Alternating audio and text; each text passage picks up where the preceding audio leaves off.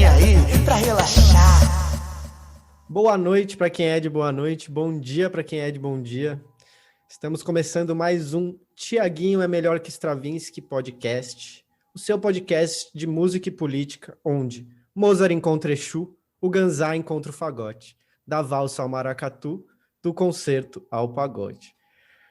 Gente, hoje a gente vai falar de música barroca, a gente vai falar de flauta, de concerto de flautas, a gente vai falar um pouco também desse outro lado da música de concerto, da música de câmara, da música que a gente usa o termo erudito, e a gente já explicou um pouco os problemas desse termo, mas acaba sendo o termo que a gente usa, então a gente pode falar nesses termos. A gente vai receber aqui o nosso convidado, mas ainda não vou falar nada, vamos deixar um suspense aí. Primeira coisa de tudo, então, gente. Gu, como é que você tá? Estamos aqui com o Gustavo Borges, né? Eu sou Chico Inácio, seu âncora. Vamos passar aqui para o Gustavo Borges, Gustavo Araújo. Fala um pouquinho para a gente como é que você tá, querido. Opa, estamos aí, né? Conduzindo do jeito que dá nessa pandemia, números altos ainda, né? De problemas, de internações, de contágios, né? E de mortes. Então é sempre bom ficar atento com isso. É assustador, né? Eu fiquei um pouquinho sem ver notícia esses dias para dar uma acalmada também, né? No coração. E aí hoje eu fui ouvir e a média ainda está muito alta, tipo, não dá para brincar. Mas estou bem, estou contente aí, tem neném vindo, então eu tô feliz. É a primeira vez que eu falo em público isso, vou ser pai, então, tipo, dá tudo muda de cor, né? E você, Chicão? Para quem não entendeu, gente, Gustavo será pai. Então, pode mandar Pix para ele, porque a gente sabe que Por favor. a vida do comprador de fraldas não é fácil em 2021. Eu aceito, eu aceito. Vou deixar na descrição do episódio aí minha chave. Comigo tá tudo bem, Gu, graças a Deus. Estamos aí preso em casa o máximo possível, né? E estamos aí produzindo, estudando, estou conseguindo estudar bastante, estamos aí. Eu queria mandar um salve pro meu parça que tá ouvindo a gente, que ouve a gente, que é o Fernando Napster, o Napa, que ele mandou uma sugestão pra gente que tem muito a ver com o nosso podcast, que é esses vídeos de reaction que a gente tem hoje em dia, né? Que é uma pessoa vendo um negócio e reagindo a ele. Um cara, um rapper do canal Goonie Googles, não sei se é assim que ele se define, que é o nome dele, mas é tipo um negão de Nova York, pique rapper, assim. Goonie Googles, e é ele assistindo o Diário de um Detento do Racionais MCs e as reações dele, assim. Então é um vídeo riquíssimo. É interessante também porque fica a legenda da música em inglês, então você lê, você vê o que a gente perde com isso, com a tradução, mas é muito interessante, assim. Bem Ele falou, legal. nossa, eles têm a cara de Também vocês. Então eu tá aí vi, assim. cara, muito bom. Desculpa interromper, Imagina, Chico. imagina. Aqui Então, tem o Diário de um Detento, tem o Negro Drama também, né? exato, é. Ele fez do Bacurau, do filme, inclusive, tem Tim Maia, é bem legal. Então é esse cara, Goonie Googles, dois Os em Goonie, Y no fim, Goony, Googles, Googles. Mas também se escrever Diário de um Detento, Reaction, Diário de um Detento... precisa escrever Reaction, né? Você encontra. Outra curiosidade que me disseram foi o Léo Falabella, amigo meu também, que escuta a gente, que ele falou que depois que a gente fez o nosso doc aí sobre os sucessos brasileiros que bombaram na gringa, ele me contou uma história, uma informação muito interessante, que o artista mais ouvido no exterior, no Spotify, é o Roberto Carlos, tá? Então, depois vem Michel Teló. Eu imaginava que era a Anitta, me surpreendeu bastante, mas parece que o Roberto Carlos tem um trabalho muito grande em espanhol, né? Então ele é muito ouvido na América Latina. Então ficamos aí muito surpresos com essa informação. E o Gu tem outro salve aí para dar e a gente já começa a entrevista. Tem, sim. A gente desde que a gente começou, né, com o podcast, a gente foi afinando assim as ideias, né, e vendo o que seria legal, né? Por que seria legal ter um podcast com esse tema?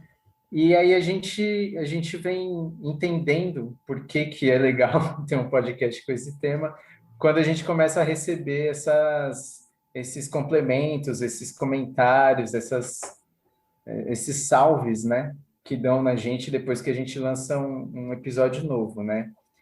E aí tem um cara que faz isso desde o primeiro, que sempre contribui, assim, manda áudio, sabe? Áudio de 2 minutos, 3, até 4, ou seja, o cara tem coisa para falar também.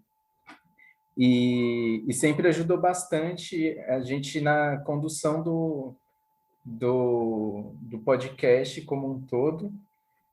E aí, ele é responsável também pelo episódio de hoje, né, por ter mediado o nosso contato com o entrevistado, e é o Arthur Lascala, um cara com quem eu troco sobre música há muitos anos, né? A gente fez faculdade junto e tal, então a gente tem já uns 10 anos que a gente conversa sobre música, e aí é um cara que contribui muito com esse rolê. É isso que a gente quer, sabe? Conversar com as pessoas, receber pontos de vista, trocar ideia e expor esses pontos de vista. E assim a gente vai entendendo melhor, né, a música e a sociedade, esse intercâmbio, né, que a música está dentro da sociedade, como que ela expressa isso. Enfim, é isso que a gente quer.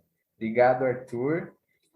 Outro salve aqui, os salves hoje estão cumpridos, mas esse é importante, a gente está inaugurando hoje um financiamento coletivo, né, para apoiar aqui o nosso projeto, para a gente conseguir alcançar e ampliar esse diálogo, né? Tem cachorro batendo as orelhas aqui, para a gente ampliar esse diálogo, né? Conversar com cada vez mais gente e, e aí a gente está abrindo essa campanha de assinatura, né? Então, uma contribuição mensal no Apoia-se. Então, apoia.se Tiaguinho e Melhor. Você acessa lá, se você puder e quiser contribuir com a gente, temos valores mensais bem acessíveis, a partir de R$ 2, temos 2, 5, 10 e 15, tá? Tem umas recompensas também, então tem uma passadinha lá, isso ajuda bastante a gente. Se não der para ajudar também, compartilha com a galera. E, enfim, é nóis. Vamos aí ampliando esse diálogo sobre esses temas. Então, vamos chamar aí, né, o nosso convidado. A gente vai receber aqui o Vinícius Chiaroni. Conta mais aí, Gu, quem é esse rapaz? Chico, o Vinícius é flautista e oboísta, formado pela EMESP em música antiga, é bacharel em instrumento antigo pela Unesp, mestre e doutorando na linha de processos criativos da Universidade do Estado de Santa Catarina, a UDESC. Ele é membro da Orquestra Barroca da EMESP e da Orquestra Histórica do Brasil e integrou o Ensemble Zabaione Musicale. Ensemble Zabaione Musicale. As Flautas de São Paulo, a Orquestra Arte Barroca e o Quinta Essentia Quarteto. Destacam-se em sua formação participações em diversos encontros e festivais, como o Festival de Música Colonial Brasileira e Música Antiga de Juiz de Fora, a Oficina de Música de Curitiba, o Encontro Nacional de Flauta Doce, o Encontro Internacional de Música Antiga, dentre vários outros aqui. Tem em Amsterdã também, com um nome impronunciável por minha parte. Tem a Austrália também, né, em Portugal.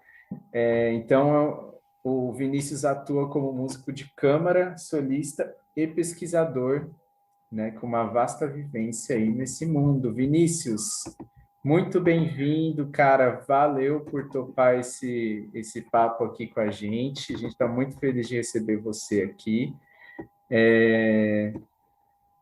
Se tiver faltado algo nessa apresentação que talvez a gente tenha esquecido e tal, se quiser falar, você pode falar. Mas antes, eu quero perguntar para você, cara, Stravinsky é melhor que Tiaguinho? E aí, meus queridos, tudo bem com vocês? Grande prazer estar aqui participando. Obrigado pelo tapete vermelho aí, das boas-vindas. Cara, é difícil falar se Stravinsky ou Tiaguinho, qual dos dois é melhor, porque quando a gente fala de arte, né, eu acho que não tem muito essa de quem é melhor, não. Se você me perguntar quem é melhor, Cristiano Ronaldo ou Messi, aí eu posso tentar dar alguma resposta, mas Quem que é? Homenagem, né? Porque eu sei que você gosta de música. É Então, a mais essa difícil, a gente nem ensaiou. sucesso, vamos Essa lá. vai ser na Não, moda. ensaia com a galera aqui, ó.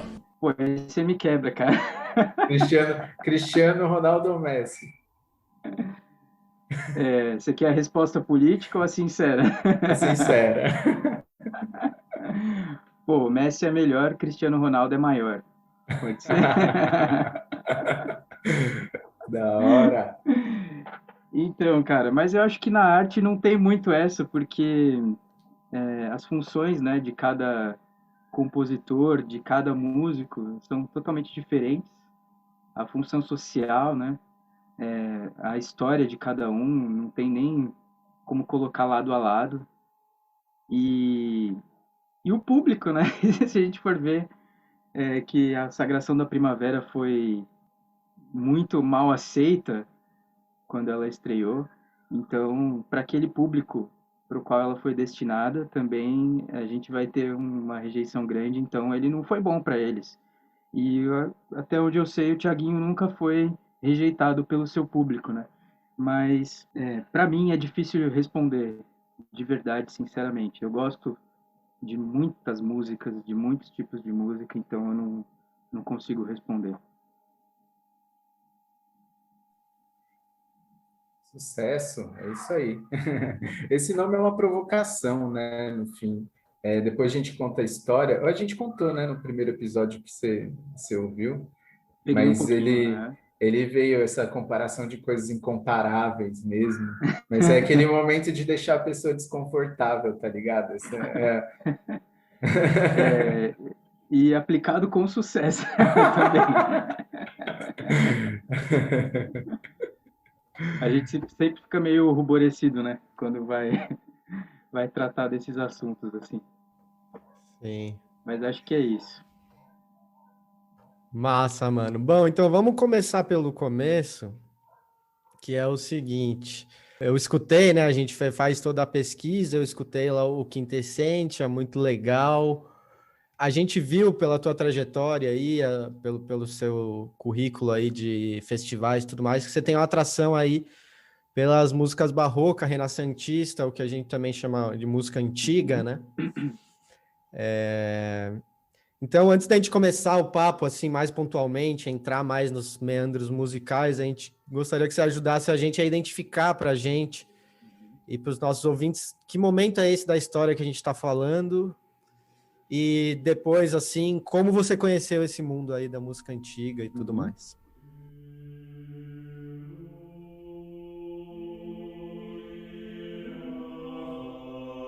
Então, nos anos 60, mais ou menos, alguns músicos europeus de concerto, né, eles tentaram se manifestar a favor de uma nova leitura dos clássicos.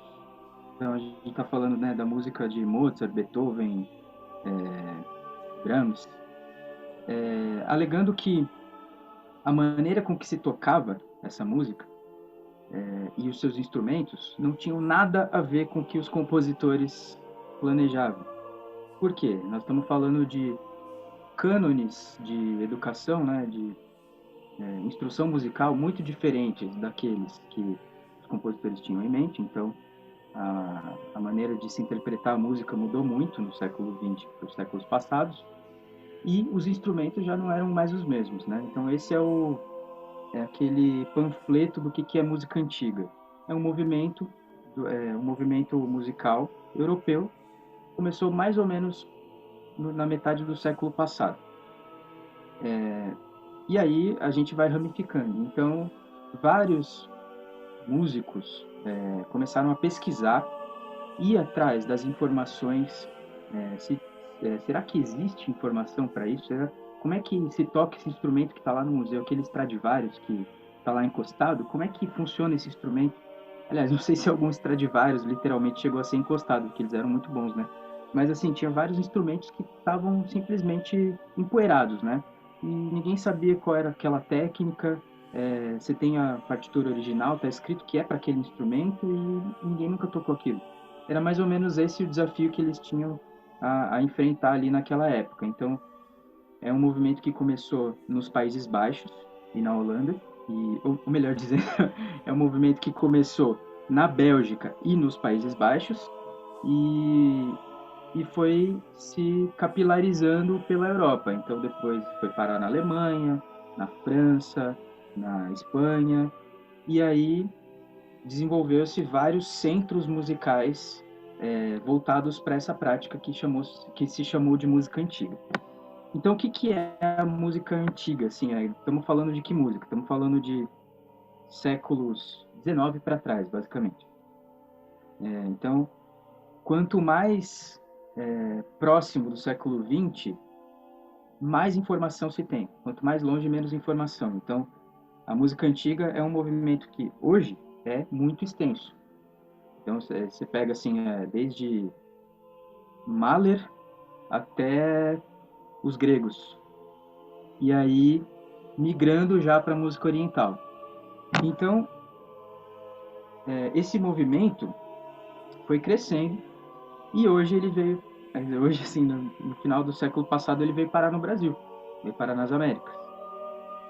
E aqui também tem música antiga, então. E aqui, a música antiga que se pesquisa é a música do colonialismo.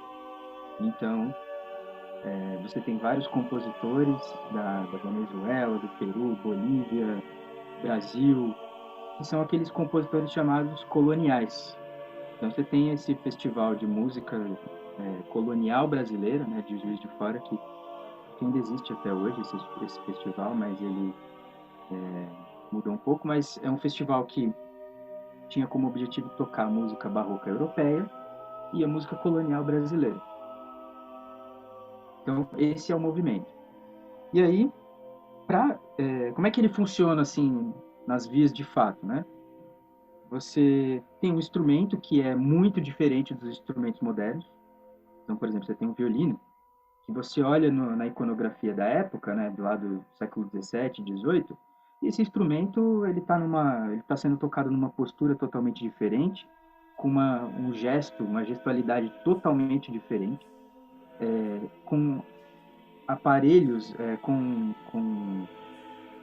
dispositivos totalmente diferentes dos modernos. Então, o violino barroco, o violino dito barroco, ele, por exemplo, não tem queixeira, não tem espaleira, as cordas são de tripa, o arco é totalmente diferente, e assim por diante. As flautas, nenhuma tem chave, os oboés são sem chaves, os trompetes, você tem trompetes que também não tem pistões, você tem tímpanos que tem uma funcionalidade totalmente outra também, e eu aí não vou entrar nisso porque não é da minha área de estudo, mas você vê que são instrumentos, o próprio cravo, né, que é muito simbólico também do movimento da música antiga, né, que veio ser assim, quase um antagonista ao piano, o fortepiano, que é o papai do piano, né, e assim por diante, né, os alaúdes. Então, o movimento de música antiga surgiu para começar a tocar esses instrumentos. E assim, ele tem suas raízes lá nos anos 20, assim, até final do século XIX já tinha gente que estava querendo tocar. Mas, depois a gente pode falar disso até, mas o movimento ele muda de foco. ao longo das eras, assim, ele vai buscar coisas diferentes desde o século XIX até hoje.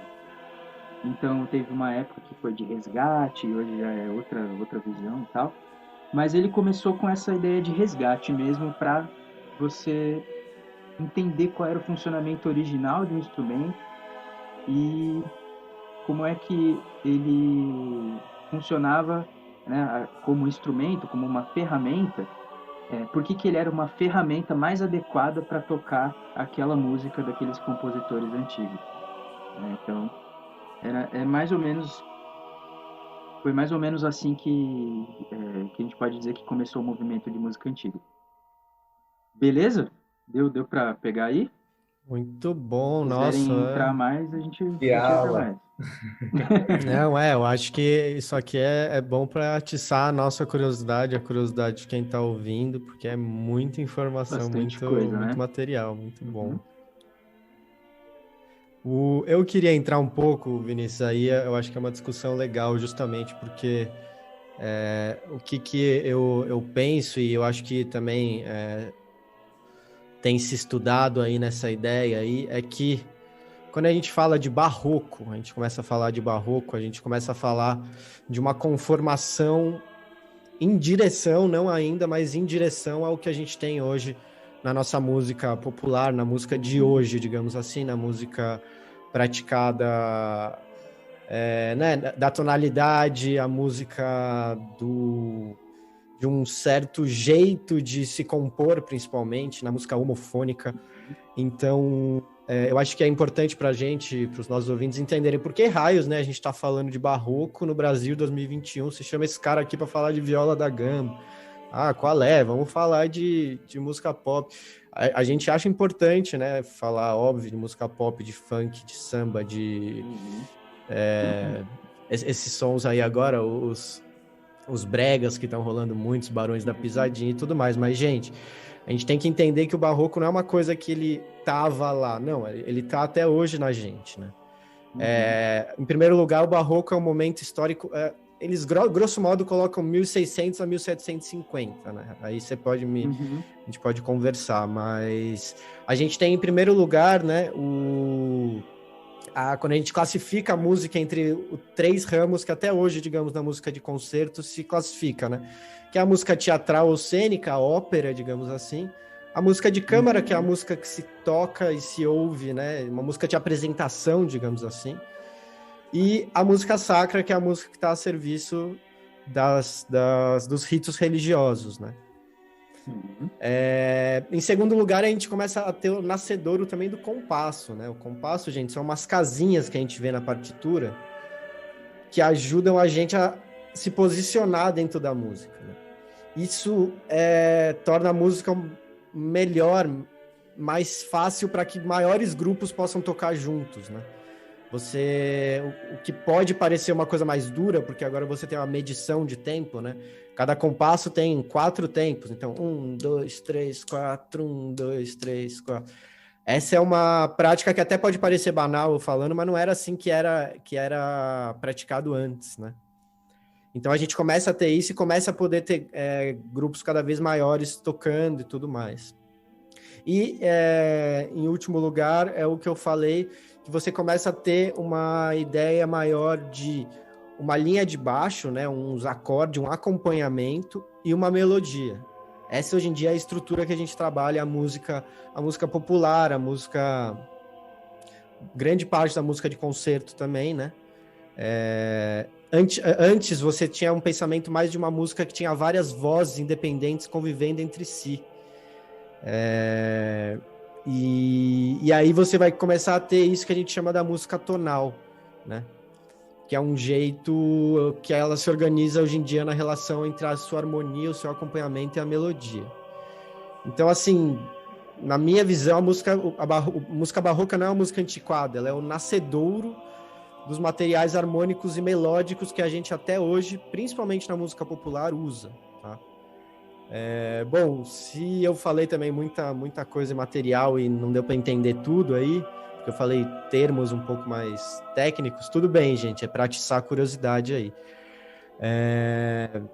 Então a minha pergunta é mais ou menos por aí que a banda toca. Eu tô exagerando, achando que o barroco ele é tão predominante na música de hoje quanto eu acho. O que você acha disso aí? O que você pensa sobre o barroco nos dias de hoje?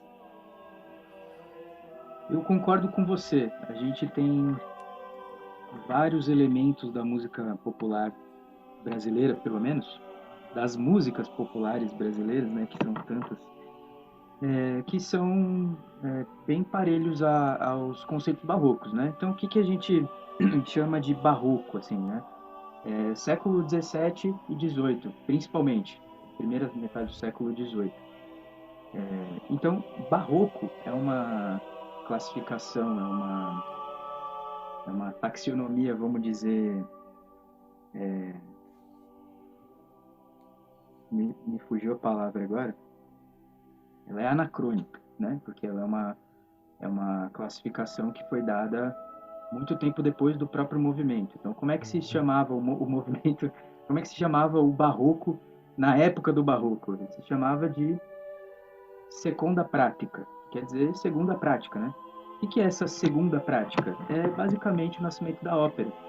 Então, a primeira prática, que era aquela prática do contraponto, das vozes independentes, né? Então, você tem aquelas missas a 4, 5, 6, até missa 40 vozes, né, do Thomas Tallis. Moteto, melhor dizendo, moteto a 40 vozes do Thomas Tallis. Mas você tem essas vozes que são independentes, que, né, como um professor meu dizia, que a música renascentista é uma mesa cheia de italianos, né? Os italianos jantando, né? Aquela bagunça, um falando por cima do outro, né? E por que a música renascentista era tão, assim, a gente pode dizer, no bom sentido, bagunçada? Porque não se tinha muita importância no texto, simplesmente, porque o texto era sempre o mesmo, era o texto dogmático lá da Igreja Católica, né? Então você tem, era sempre o mesmo texto, Kyrie, Sanctus, Agnus, né, tal, aquela coisa em latim, e se você tem sempre o mesmo texto, sempre o mesmo libreto, então você pode brincar com a música, você pode brincar, pode complexificar os elementos musicais em detrimento do texto, que é sempre muito, muito repetitivo, muito simples. Então, a música renascentista é essa música assim bem difícil de você entender o que está sendo falado por causa dos elementos musicais muito ricos, muito assim que prendem a atenção do ouvinte assim desde o começo até o fim da música. E isso está de acordo também com aqueles ideais de beleza que eles tinham e também com a função daquela música, que era realmente atrair o ouvinte até a emoção do ouvinte estava na beleza, né? Então você tem as catedrais gigantescas com aqueles vitrais enormes por onde bate o sol, e aí naquele momento você ouve aquelas melodias entrelaçadas umas nas outras. Se vocês tiverem, acho que talvez você já tenha tido essa experiência de ouvir música renascentista no seu local, assim, isso estou falando da música sacra, né? Tem também muitas músicas renascentistas, tem a de palácio, tem a popular também, mas estou falando dessa que a gente está mais acostumado, que é a música dos compositores da igreja, né? Que são os considerados eruditos, né? Essa música é a música do céu, música dos anjos. Eu já fiz a experiência de levar música renascentista sacra numa igreja neopentecostal, hoje em dia, assim, isso tem alguns anos, e, cara, o pessoal se emociona porque, até hoje, assim, porque eu ouvi isso, né, da boca dos fiéis. Eu estou ouvindo anjos cantando. É isso. Então, essas vozes são muito angelicais. O que acontece? No século XVII, a gente tem vários pontos assim importantes politicamente, né, que é realmente a expansão colonial, Além disso, tem A reforma, né? a reforma protestante, o estabelecimento da ciência, né, como do método científico, como aquilo que iria guiar o conhecimento. Então, tudo isso, assim, cada um desses fatores teve o seu reflexo no século XVII, e com isso também a gente teve uma nova música. Os compositores começaram a pesquisar os antigos poetas latinos e gregos, a pesquisar como é que era a música grega, como é que era a tragédia grega, né? E essa tragédia grega foi o que deu origem à ópera barroca.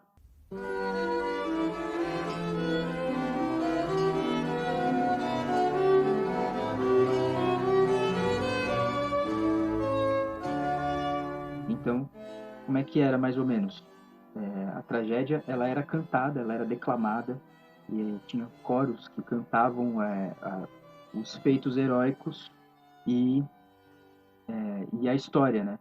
E aí os compositores, lá no 17, começaram a absorver esses elementos, e também não só como um movimento de transformação daquela música anterior a eles, do século XVI, mas também com novas ideias que iriam justamente ao encontro das ideias anteriores, né? Era um embate mesmo.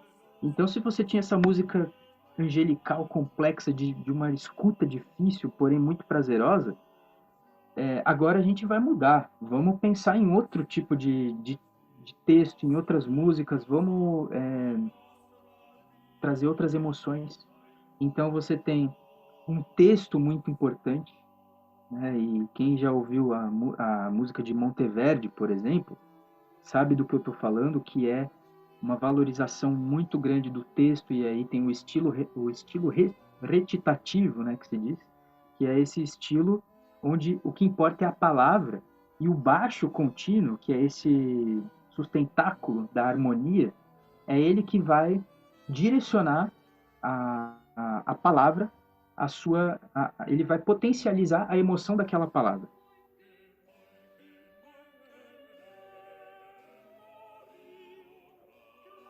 Isso que é o barroco. Se a gente fosse definir, se a gente fosse esquecer tudo que tem no barroco e quisesse pegar uma coisa só, é isso. É a potencialização da palavra da tragédia grega através da harmonia. Então, eu vejo que nesse momento, né, a harmonia ganhou uma importância. A harmonia como blocos harmônicos mesmo. A gente está falando de acordes e não mais de conjugações harmônicas. Né? No século XVI a gente tem aquelas conjugações harmônicas, ou seja, uma nota é como se fosse uma sintaxe. Uma nota tinha possibilidades específicas de conjugação. Ela poderia combinar com, por exemplo, uma nota X poderia combinar com uma nota Y ou Z, e não com outras notas. Eles simplificaram isso. Então, no século XVII, falou, não, a gente vai tratar como acordes. Então, ainda tem polifonia, a gente ainda vai aproveitar muita coisa de antes, a gente não vai jogar tudo fora, isso seria um desperdício muito grande, mas a gente vai pensar um pouco mais no entendimento do texto mesmo, porque agora o texto tem muita importância. É um texto clássico, é um texto épico, dos feitos heróicos, da tragédia, até mesmo da comédia, num tempo depois, mas assim, agora é um olhar para a palavra. A palavra vai importar muito mais do que... A palavra vem em primeiro lugar na composição, e depois vai vir a música. Então, antes a gente tinha assim, fugas no amém, né? Os améns poderiam ser ornamentados por muitas figuras, por fugas, por cânones e assim por diante, várias figuras de composição, procedimentos composicionais. E no século XVII a coisa muda, então tem uma absorção da polifonia também, mas a palavra ganha muito destaque. Então, por muito tempo, assim, algumas décadas, o estilo que deu o nome, aliás, o estilo que foi chamado de barroco depois, era o estilo recitativo. né? Que paralelo que eu faço com isso hoje? É o rap. Então, você pega lá o Combatimento de Tancredi e Clorinda, de Monteverdi, tem uma passagem que é rap mesmo, não tô brincando. São notas na mesma altura, acompanhadas por uma harmonia recorrente, onde o que importa é aquela linha de soco, e eu falo linha de soco por quê? Porque o próprio Monteverdi escreveu no prefácio do Combatimento que ele encontrou um jeito de representar a ira, que era usando palavras repetidas usando notas repetidas e rápidas. E ele fez isso com os violinos e no canto também. Então tem uma hora que o cantor la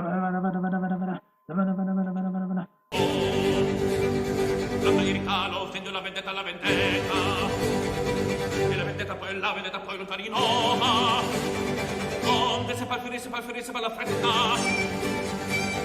nova giunge piaga nova dorino si vece stretta sta la buia e spada cardan giova danzi con tomi e pelloniti e crudi cozzan con gli insieme con gli scudi. Então é muito interessante como esse arquétipo musical da ira, ele foi talvez acessado, não acredito que pesquisado, mas ele foi acessado, ele foi revelado também na música popular do século XX, do final do século XX, do rap, entendeu? Então esse é um exemplo de como até hoje a gente tem estruturas musicais que são quase instantâneas, né? São acessadas instantaneamente pelo nosso pensamento, que estão aí há muito tempo e que talvez não por acaso começaram a ser empregadas naquele século XVII. Então, fazendo assim, sei lá, uma listinha de elementos que são paralelos, né? Então a gente tem essa coisa do estilo contitato, que é esse estilo que eu acabei de falar, das notas repetidas e rápidas. Tem o acompanhamento em blocos acordais, que é o baixo contínuo, que está aí em qualquer cifra. Você abre o Cifra Club e você vai acessar baixo contínuo brasileiro do século XX, que são as cifras. Baixo contínuo em Batom de Cereja do Israel e Rodolfo. Então, é isso aí. Que mais? Aí a gente tem a importância junto, né, desse acompanhamento, a gente vai ter a importância da palavra e a melodia como uma forma de ornamentar o texto, né? Também é um procedimento barroco. Claro que ornamentação de texto através de melodia já era usado há muito tempo, tal, mas eu acho que a gente tem esse paralelo, assim, ele foi, ou melhor dizendo, o barroco meio que virou o estandarte disso, né? Ele colocou o carimbo ali, isso aqui é meu. Tá. Que mais? E, bom, se a gente pode estender um pouco mais, a gente tem o nascimento da orquestra, né? Então, a orquestra como... e aí também tem muito a ver com estruturas de poder, com colonialismo, porque a orquestra é o Rei Sol, né?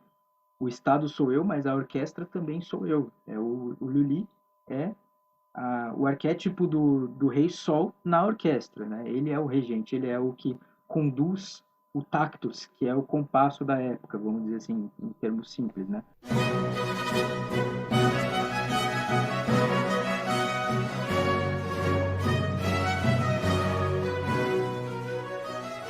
Então essa coisa que você falou do compasso, que é uma maneira assim de sincronizar os músicos, né, que tem suas origens na matematização dos ritmos desde os gregos, mas o compasso, a barra de compasso, né, a representação visual disso é barroca, é século XVII, e é Lully.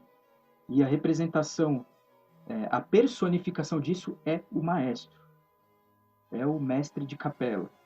E tem a anedota do Lully que batia o bastão no chão e em algum determinado momento ele enfiou o bastão no pé, pegou gangrena e morreu de gangrena, né? Então,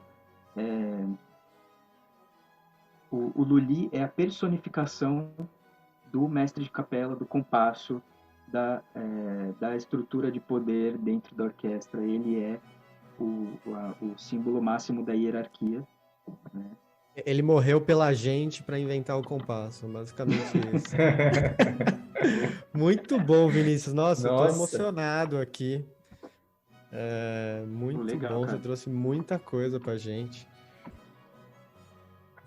Desculpa, tem duas coisas falar. que eu esqueci de falar, que eu anotei aqui também, agora que eu lembrei, que a gente pode fazer o paralelo também, né? Que é sabe aquelas músicas que tem sempre o mesmo baixo, né?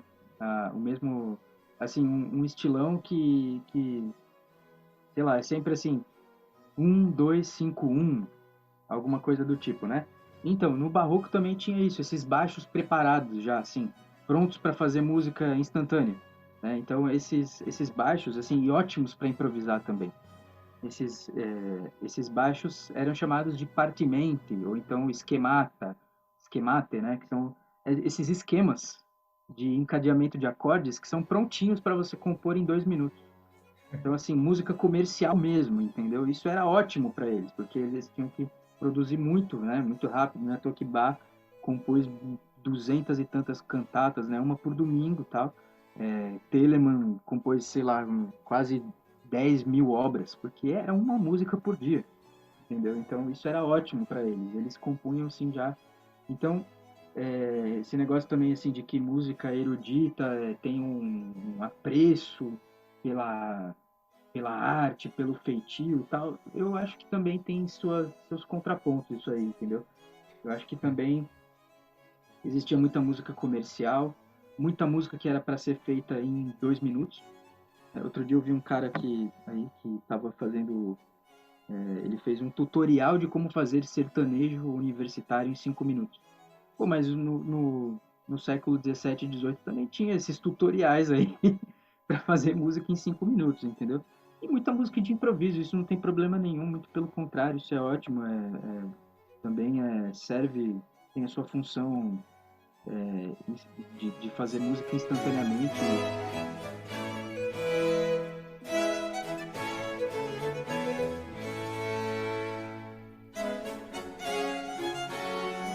Sobre o lance do improviso que você estava falando, a gente tem uma visão tão matemática da música erudita, assim, digo no geral, né? É isso, também falar música erudita é uma generalização absurda, né? Mas a cabeça, tipo, a nossa cabeça, assim, como sociedade. E aí, tudo tão bolinha ali e tal, as indicações de dinâmica, né? Essas coisas mais minuciosas, e é interessante ver, né, que tem espaço para improviso, tem fórmulas, né, cadências, né, coisas, clichês, assim, assim como na música popular, assim como a gente sente no sertanejo, sempre as mesmas cadências, só muda o tom, sempre os mesmos intervalos, né, de voz entre a primeira voz e a segunda voz, e assim os caras ganham o mundo, né? Legal, mano. Bom demais, bom demais. Peraí, deixa eu ver aqui. Eu me perdi, tantas informações da hora. É que tem coisa que daria, vários cafés aí à tarde, né? Sim, então, vamos fazer uma série com o Vinícius Charoni aqui, um mês, um episódio por semana. Cara, uma coisa que a gente queria saber, que eu acho que é interessante, mais uma curiosidade mesmo.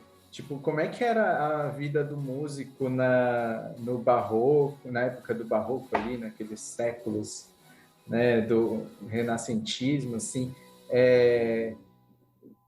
como que era? Já ouvi falar que os caras que hoje são consagrados dormiam com os cavalos, sabe? Uns negócios assim. Sim.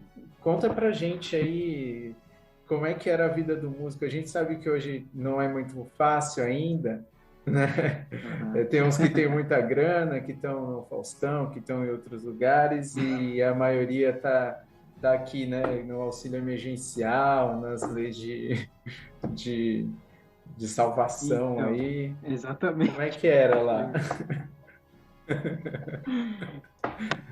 Cara, não mudou quase nada. Porque, assim, eu acho que melhor do que dizer que não mudou quase nada, né? A gente pode dizer que a gente é um herdeiro disso. Que é o seguinte, o músico nos séculos 17, 18, né? Tinha vários tipos de músico, né? Para começar, assim. Tinha uma tradição de músicos que era chamada de tradição especulativa, que era aquele músico filósofo, sabe? Que era o cara que ficava pensando, assim, elaborando teoria musical, pensava nos intervalos, como é que você faz cálculo de intervalo, matemática musical mesmo, assim, proporções, ficava pensando nas proporções rítmicas, nas proporções harmônicas, então aquela coisa é um pitagorismo musical, vamos dizer assim. Então, esse músico, que inclusive na Idade Média era o chamado músico, de fato. Era esse cara filósofo, assim, era o nobre que tinha possibilidade de ficar especulando música, especulando teoria musical, por isso que é chamado de tradição especulativa. E isso durou até o século XVIII, mais ou menos, essa tradição. Mas aí tinha outras tradições também, que era uma tradição poética, que é aquele cara que escreve sobre como compor música, né? Então ele faz aqueles tratados, né? Que são aqueles livros enormes, assim, por exemplo, tem um livro lá que é escrito em latim, grego e alemão, chamado Syntagma Musicum, que é de um cara chamado Michael Pretorius. Esse cara escreveu um livro de 1000 páginas sobre como aliás, a gente pode dizer que esse era um mix assim de tradição especulativa com tradição poética, porque ele fala tudo que ele sabe de música, como é que se compõe, proporções, tudo. É o conhecimento do cara assim nessas 1000 páginas escritas à mão por um pobre de um copista, né? E tinha um músico prático, que era esse cara que tinha que tocar as músicas compostas por esses da tradição poética, que eram chamados poetas musicais. Uma tradição poética por causa de poieses, né, de criação. Então, o compositor, que muitas vezes também era aquele mesmo que tocava as músicas, né, eles tinham uma função assim de compor e tocar, não é igual no século XIX que tem um compositor que fica atrás da escrivaninha, e aí ele vai levar isso para um maestro, e o maestro vai fazer música com a orquestra. Naquele tempo eram os próprios compositores que tocavam, que reuniam seu time, que sofriam também de falta de peças no elenco. Tem várias cartas de bar falando, estou precisando de violinista, precisando de oboísta, tal, e assim, aí tem cada caso especificamente, né? Mas o músico era considerado um artesão. Ele não era assim um artista, um cara especial. Claro que cada caso é caso. Então você tem aquele compositor da igreja que estava muito bem abastado, que tinha que tinha garantia de abrigo e alimentação. Tinha o compositor da nobreza, às vezes podia transitar entre a igreja e a nobreza, né? Mas que era aquele que também tinha alguma garantia, e tinha os subalternos desses, entendeu? Que não compunham, que só tinham que ficar tocando. E eram, aí sim, todos os compositores, aí não estou falando da tradição especulativa, que eram esses mais nobres, assim, tô falando desses compositores e desses intérpretes, digamos.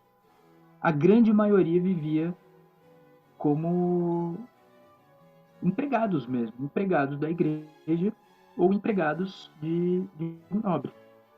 Então, eles tinham o seu próprio, vamos dizer, quartinho ali para dormir e tal. Alguns tinham sua própria residência, mas era uma vida muito, assim, na dependência de compor uma música pro fulano de tal, então música sob encomenda, né? Por isso que nessa época também os compositores não tinham assim muita liberdade para uma expressão artística, né? Porque tinha que compor o que o cara pediu. É isso. Pô, preciso de uma música para o aniversário da minha filha que vai se tornar princesa de não sei da quanto. Então, vai ter que fazer uma música para o aniversário dela. Igual o Handel tem a música dos fogos de artifício reais, entendeu? Que era uma música para o lançamento dos fogos de artifício do entendeu? Da rainha. Então, alguns compositores, que são esses assim os mais famosões, tipo Handel, Telemann, eles tinham cargos muito altos. Assim, eles não eram só simplesmente compositores, eles também eram uma espécie assim de administrador musical, assim. Então, empresário mesmo, empresário. Então eles podiam escolher quem ia tocar com eles tipo assim prestavam um concurso, alçavam esse cargo alto e aí tinham a possibilidade de viver assim uma vida mais abastada.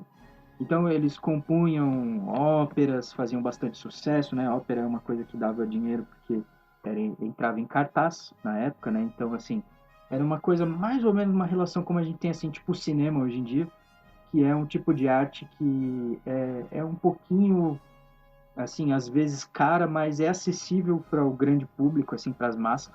Então a ópera mais ou menos funcionava assim, mercadologicamente falando. Então eles tinham quando um compositor assim fazia sucesso com ópera, então ele ficava bem falado, então ele era requisitado pelo nobre X ou Y e tal. Mas assim, cara, isso a gente tá falando de uma exceção, é tipo o Neymar, entendeu? É um brasileiro que conseguiu o feito máximo assim de estar lá com os grandes, entendeu? Mas pô, tem milhares e milhares que gostariam de estar lá e não estão, entendeu? Então, assim, tipo, série B, série C e tal, e é muito maior. Deixa eu perguntar, Vinícius, você sabe se eles... Desculpa te interromper, você sabe se eles comiam mortadela e arrotavam caviar que nem hoje em dia? Cara, aí tem que ver caso a caso. Eu não digo do Telemann, enfim, desses músicos assim, né, os instrumentistas. Os maiores, esses que tiveram um nome engrandecido, realmente tinham um ar de nobreza mesmo. Mas a maioria não. Então, por exemplo, tem uns relatos assim do século XVII, da corte de Dresden, lá na Alemanha, né? Que ainda não era Alemanha, mas politicamente era um local muito importante, Dresden. E tinha um grande músico lá chamado Schütz, Heinrich Schütz. E esse cara tem várias histórias dele, né? Várias cartas que ele conta um pouco da história dele. Ele dizendo assim, cara, eu quero me aposentar, eu tô louco para me aposentar, não aguento mais trabalhar e não consigo, porque sempre tem demanda de trabalho, eu não consigo aprovar um sucessor para mim. Ele não conseguia nunca aprovar tinha um aprendiz dele que estava querendo ser o sucessor dele, estava tudo pronto para isso, mas eles nunca conseguiam porque sempre tinha muito trabalho, entendeu? Muita coisa. Então, tinha um cara que não conseguia se aposentar, tinha outro que passava fome, literalmente. Dessa mesma corte tem um outro que era tipo uma persona não grata assim para o Schütz, que eles não se davam muito bem, e aí ele sofria porque quase nunca ele tinha a oportunidade dele mesmo compor e ganhar o dinheirinho. Então ele estava implorando por uma chance assim de compor uma música, entendeu? Mas o cara tava lá alçando um local alçando o seu lugar ao sol ali naquela corte, entendeu? Então era um jogo mesmo, era um jogo igual a gente tem hoje, assim, o jogo do capitalismo mesmo, selvagem já, entendeu? De que, assim, produza que eu consigo alguma coisa para você, mas é sempre na dependência do nobre, sempre às custas dele, e aí você vai estar... você sempre vai estar naquela mesma vidinha, naquele mesmo ciclo, entendeu? Não, eu acho que é isso, essa percepção de que... Eu acho que a gente começou a fazer essa percepção de que os músicos são seres meio iluminados, os artistas em geral, né? Que, enfim, não precisam comer, não precisam receber em dinheiro, né? Recebem reconhecimento, recebem com a oportunidade de colocar a sua mídia, né? Então, acho que... Breja. Cerveja, pelo que você tá falando, não era muito diferente, né? Eu te pago em oportunidade de divulgação, né? Então, cara, não era muito diferente mesmo. Então, assim, acho que se a gente pesquisar, a gente vai encontrar muito desse material, assim, de gente que estava precisando muito trabalhar e que até tinha competência, mas que sempre estava nesse jogo de ter que superar alguém que já está naquele cargo, entendeu? E assim por diante. Então, né, é a mesma história. Hoje em dia, você vai ter que prestar um concurso público e entrar lá para se tornar um professor de música. Assim, acho que a corrida pelo sucesso não mudou, entendeu? Acho que, aliás, não é como eu disse, não é que não mudou. A gente herdou isso, né? A gente herdou isso até hoje. Então, acho que é consequência mesmo da sociedade, né, cara? Desse capitalismo aí. Pelo menos eu vejo assim. Agora, Gu, deixa eu te fazer uma pergunta. Vamos aproveitar que o papo tá quente para fazer aquele merchan, né? Então, gente, onde é que você vai ouvir a gente? Você provavelmente, né, vai procurar a gente, né? Spotify. A gente está no Google Podcasts. A gente também está no YouTube.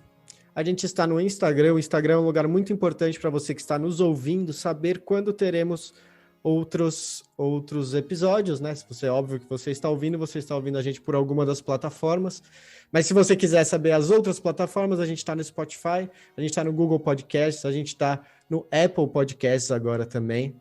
Quem quiser enviar e-mail também com feedback, a gente está em tiaguinhoemelhor@gmail.com, Tiaguinho com H, tá? TH, Tiaguinho.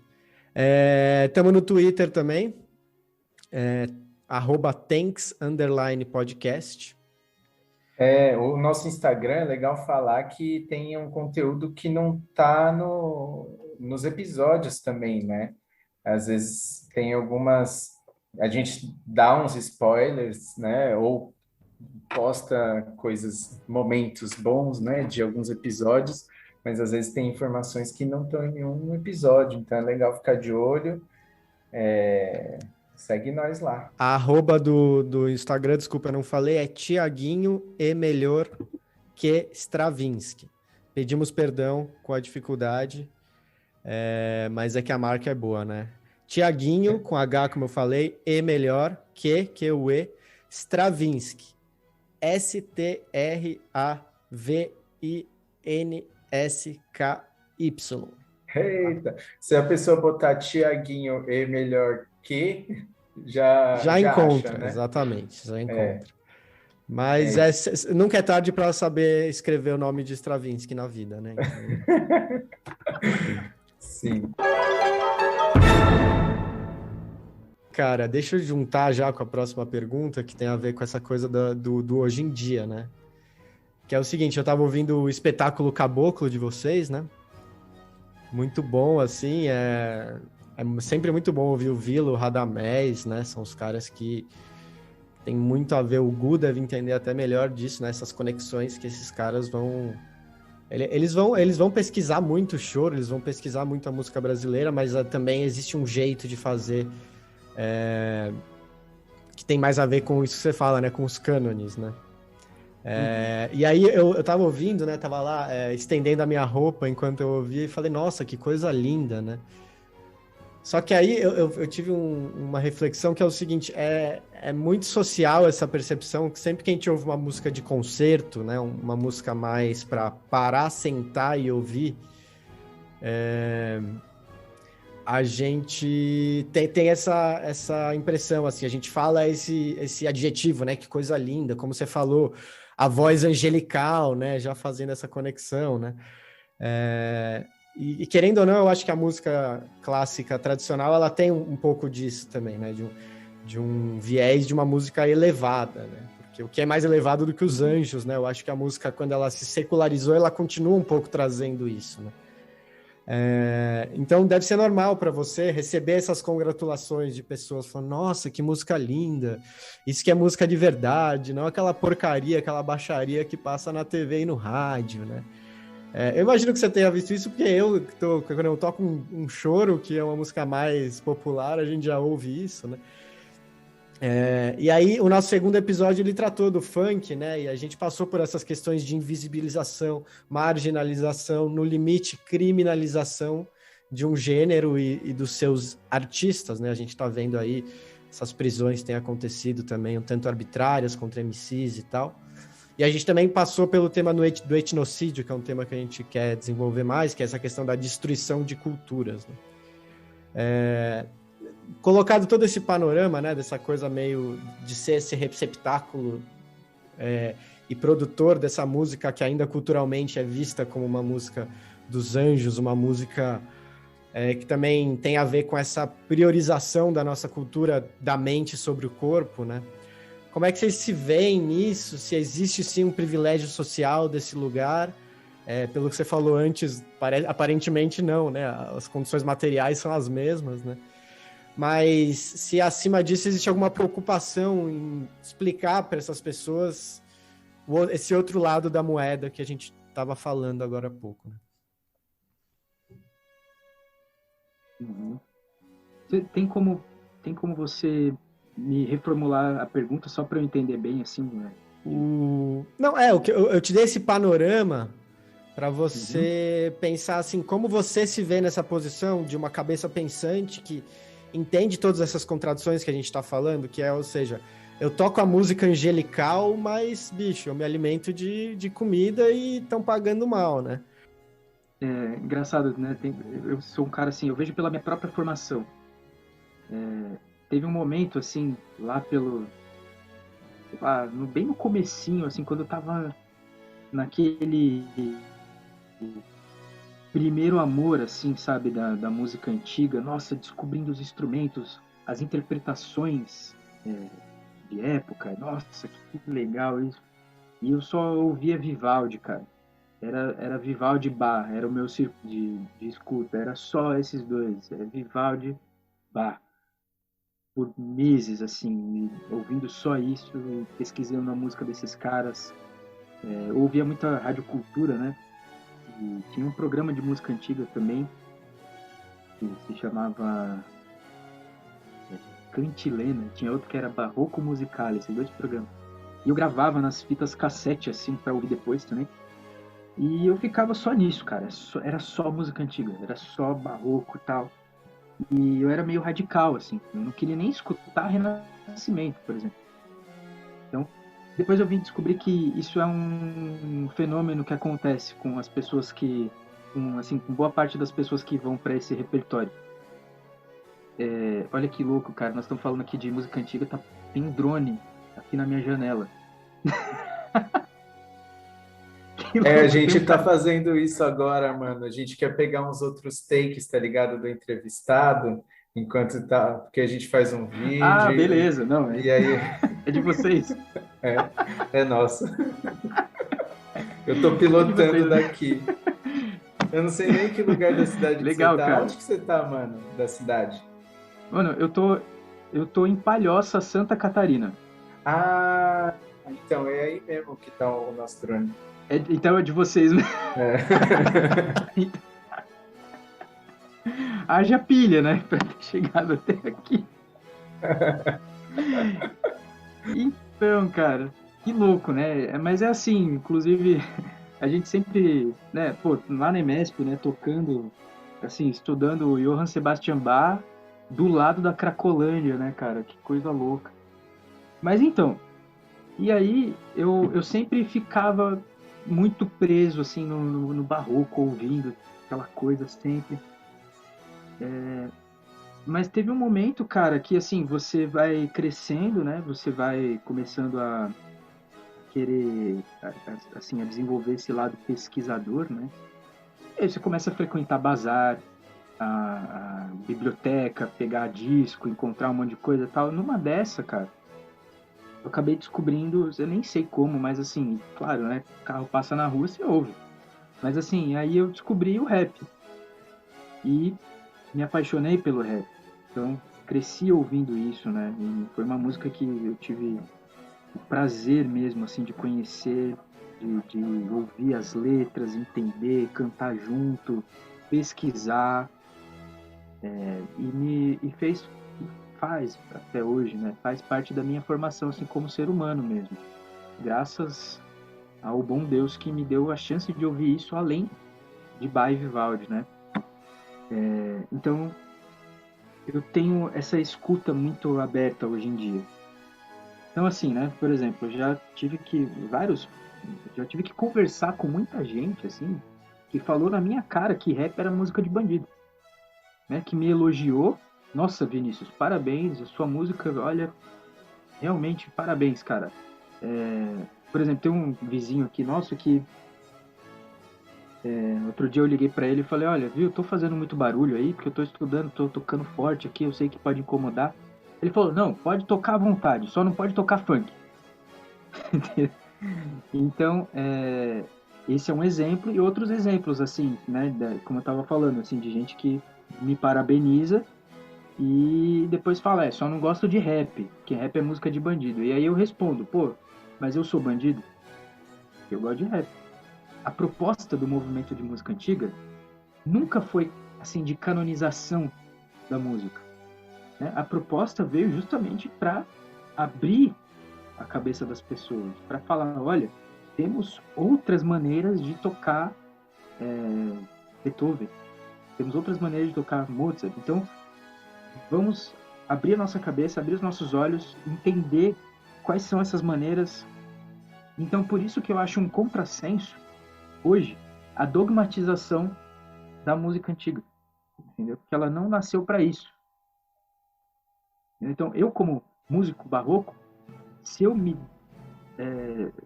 vestir essa roupa do dogma, eu tô indo contra aquilo que o movimento nasceu para cumprir. Tô contra aquilo que me despertou para a música, que foi ouvir o diferente, entendeu? Que eu ouvia piano, mas quando eu ouvi um cravo, aí meu mundo brilhou, assim.